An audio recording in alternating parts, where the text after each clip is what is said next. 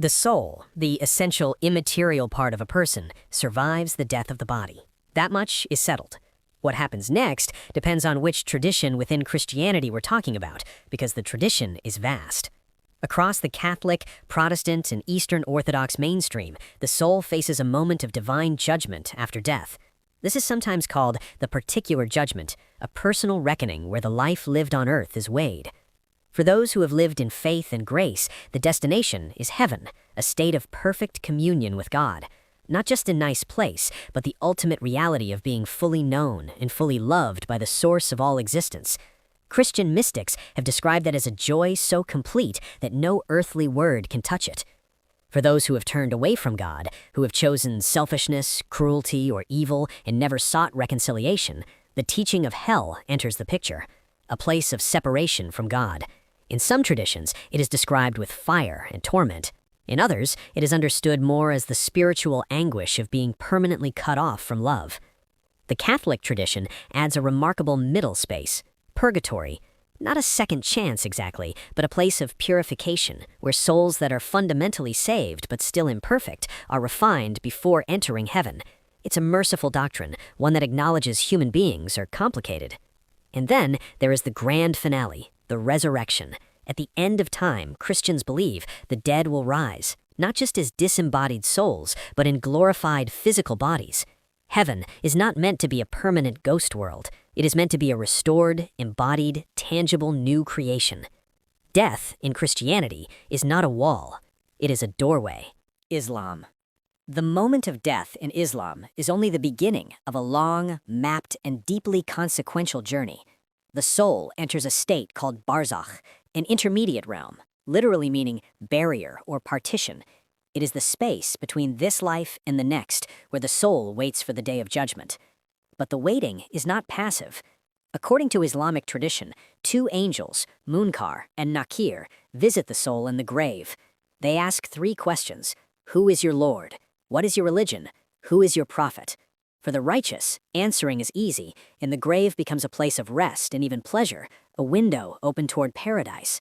For those who strayed, the questioning is difficult, and the grave contracts around them.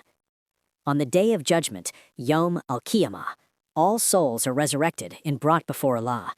Every deed, every word, every hidden intention is weighed on a cosmic scale. The record of each life, carried in a book, is handed to the person, to the right hand for the blessed, to the left for the damned. Those whose good deeds tip the scale cross the Sirat, a bridge over hellfire, described as thinner than a hair and sharper than a sword. The righteous cross it in a flash of light. Others struggle. Some fall. Paradise in Islam, Jannah, is described with extraordinary richness. Gardens, rivers of water and milk and honey, silk garments, and above all, the pleasure of Allah's presence. It is eternal, it is real, and it is described not as a metaphor, but as a genuine, embodied, sensory experience. Hell, Jahannam, is equally vivid. Intense heat, chains, a tree called zakum, whose fruit burns like molten metal. Yet many Muslim scholars teach that hell, for some, is not permanent, that God's mercy may ultimately empty it. In Islam, this life is a test, short, consequential, watched. And death is not an ending. It is the moment the test results are revealed.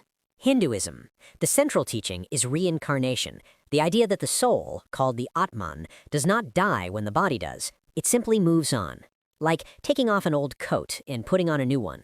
The Bhagavad Gita puts it simply, the soul is never born, nor dies at any time. Where the soul goes next is determined by karma, the accumulated weight of one's actions, thoughts, and intentions across this life and all previous ones. Good karma leads to favorable rebirths, as a human with opportunities for spiritual growth or in higher realms of existence. Bad karma can pull the soul down into lives of suffering or even into animal forms. This cycle, birth, death, rebirth, is called samsara. And the remarkable thing is that in Hinduism, even heaven is temporary. Even the highest divine realms are still part of the cycle. A soul can earn its way to paradise, enjoy it for eons, and then be reborn again when the karma that earned it is spent. The ultimate goal is not heaven, it is moksha, liberation, freedom from the cycle entirely, the realization that the individual self and the universal self, Atman and Brahman, are not separate, that you are never truly apart from the divine, that the feeling of being a separate, isolated individual was, in some deep sense, an illusion. Moksha is described in different Hindu traditions differently. For some, it is merging with the infinite, like a drop returning to the ocean. For others, it is an eternal loving relationship with a personal god, Vishnu or Shiva or the Divine Mother, where the self remains distinct but is forever in the light of divine love. Death, in Hinduism, is not the enemy. It is the teacher, the one who, life after life, keeps asking you, "Are you ready yet? Have you learned?" Buddhism teaches rebirth, but with a twist that sets it apart from nearly every other tradition. There is no permanent, unchanging soul doing the traveling. What continues from life to life is not a self, it's more like a stream of consciousness, a pattern of mental energy shaped by karma. Like a flame passed from candle to candle. Is it the same flame? Not exactly, but it's not unrelated either.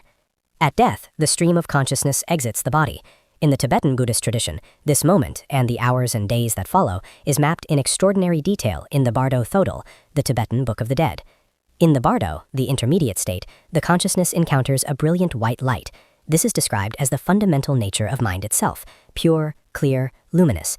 If the consciousness can recognize this light and relax into it, liberation occurs immediately.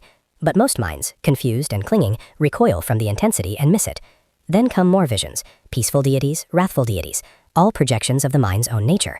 Again, recognition means liberation. Failure to recognize means the pull of karma draws the consciousness toward rebirth in one of 6 realms: the God realm, the demigod realm, the human realm, the animal realm, the hungry ghost realm, or the hell realm. The goal, the equivalent of Hinduism's moksha, is nirvana, the extinguishing of craving, of clinging, of the illusion of self. Not nothingness, exactly, but a state beyond all ordinary description. Buddhism invites us to look at death not with fear, but with curiosity, because the mind that meets death is the same mind that meets this moment. Practice for death, Buddhist teachers say, by practicing presence now. Judaism. Here is something striking. The Hebrew Bible, the Torah, says remarkably little about the afterlife. It focuses overwhelmingly on this life, on covenant, on how to live justly and love God in the here and now. The afterlife was, for much of ancient Jewish thought, almost beside the point. Early Hebrew texts speak of Sheol, a shadowy underworld where all the dead go, regardless of virtue. Not heaven, not hell, more like a gray waiting room, where the shades of the dead exist in a pale, diminished form. But over time, especially during and after the Babylonian exile, and through contact with Persian and Greek ideas, Jewish thought on the afterlife deepened and diversified. By the time of the Talmud, multiple competing ideas coexisted. Some rabbis spoke of Olam Haba, the world to come, a future state of reward for the righteous. Some discussed Gehenna, a place of purification, similar in spirit to purgatory, but lasting at most 12 months for the wicked, after which most souls are cleansed and enter rest. The most widespread traditional Jewish belief today includes resurrection of the dead in the Messianic age, a future era when the dead will rise and the world will be perfected. This was a minority view in the Hebrew Bible, but became mainstream in Rabbinic Judaism. In modern Judaism, views vary enormously. Orthodox Jews tend to hold traditional beliefs in resurrection and the world to come. Conservative and Reform Jews often focus less on specific afterlife doctrines, emphasizing instead the immortality achieved through legacy, memory, and the lives one touches. Judaism's most powerful afterlife concept may be this one: the righteous live on through their deeds, that a good life is not erased, that goodness echoes. Zoroastrianism.